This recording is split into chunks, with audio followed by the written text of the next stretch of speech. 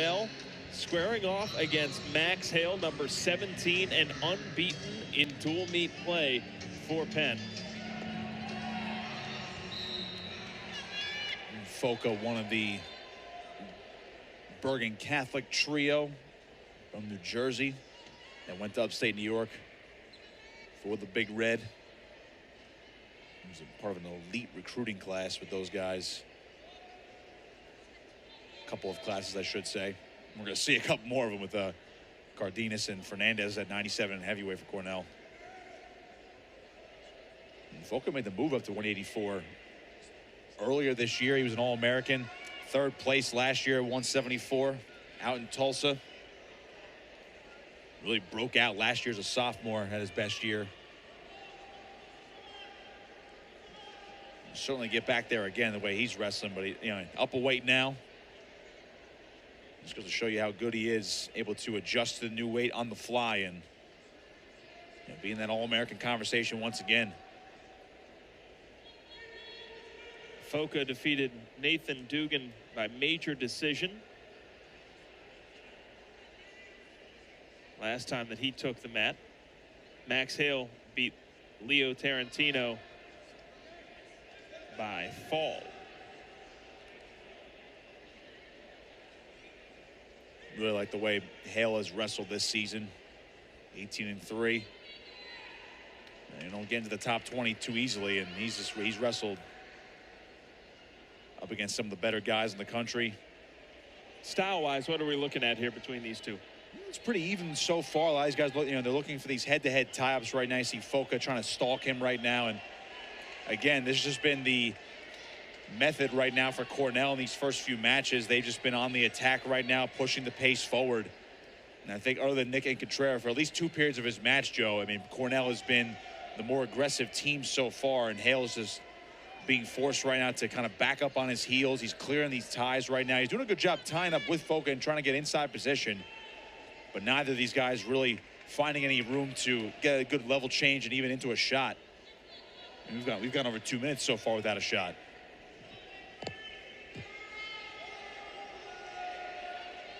Again, Foca just pushing the pace, and both these guys are circling in the center, so you're not really going to see much or many stall calls come out of this one. But again, Foca, the aggressor, and he finally gets a shot in there. But a good defensive position here for Maximus Hale. Foca had to be careful. Hale was looking to run around him and collect him there. It didn't happen. Yeah, Hale did a good job getting his right arm inside that thigh of Foca right there. Was able to try to, was going to try to wall him off there and able to circle to the back. But again, Foca did a good job squaring up and with short time here. 4 seconds. A lot of hand fighting in this one. 2, 1, time. Heading to the second period, it'll be Penn's decision. They'll defer to the third. Foca will start on bottom here in period number 2.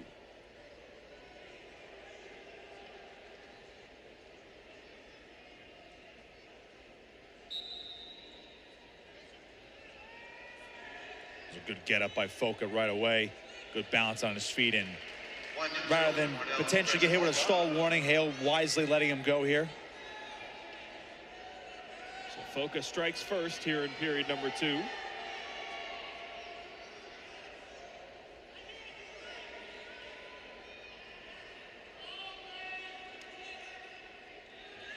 Stall warning called against Hale.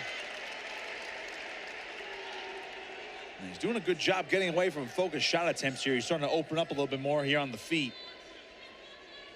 But that's only going to do you well for so long, especially with an aggressive guy like Foca, who's just always in your face.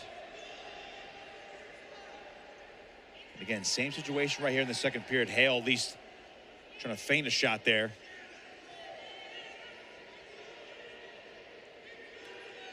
Foca's been pressing forward since this one began. He's doing the same again in these head-to-head ties, and good shot there, but Hale able to down block and get away. Gotta wonder how long that's going to last. If you're Hale, gotta find opportunities to defend and then re-attack here, but Foca again is going to keep pushing this pace.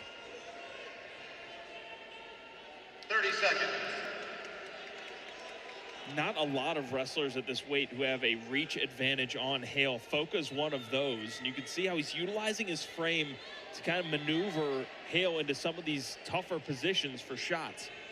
Yeah, it's all about the misdirection and getting on those right angles, and Foca did a nice job here snapping down and chasing. Hale finally showing a little bit life offensively right there, but Foca just too good on the counter. 5 seconds left in this. 4 seconds. Second period. 3, 2, 1, time.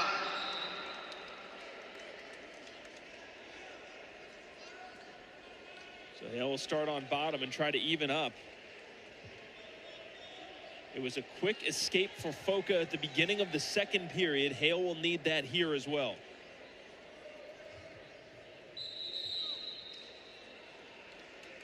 It's like Hale went a little too early for that whistle. I'm talking about a guy in Foca last year, 174, Joe. He was 29-2, finished third at NCAAs. His only 2 losses last year are to Carter Starachi, Penn State, 3-time national champion, and of course the former national champion Mekhi Lewis, and he actually avenged that loss at NCAAs. So over the last almost 2 seasons, it's been extremely difficult to beat this man.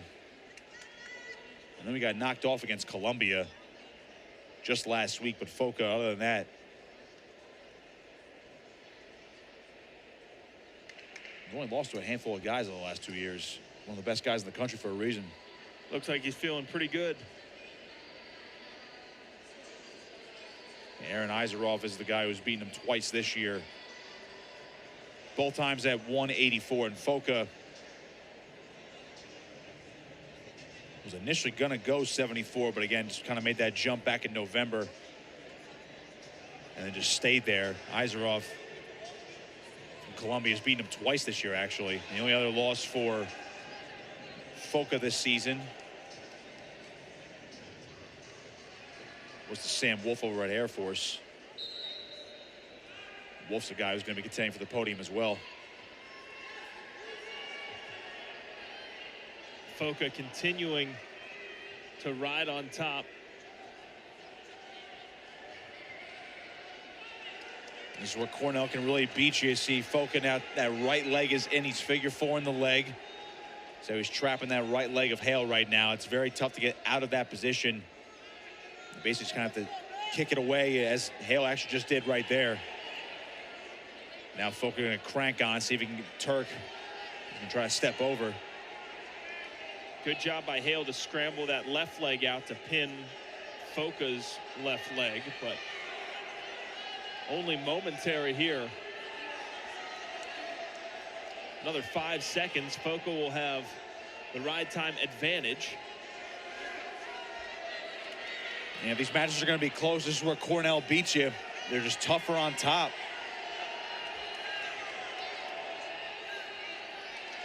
Stall has been awarded to Cornell.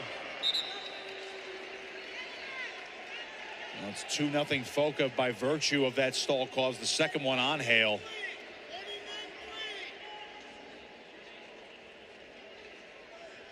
That riding time getting very close to being locked, and now this is going to be a caution on Foca. Looks like he went a little early.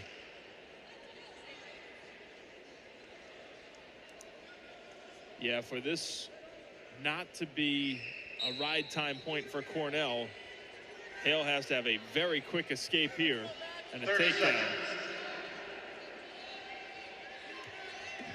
Foca just too good, able to follow Hale, doing a good job having him back in, but then near the boundary, not going to have enough room here.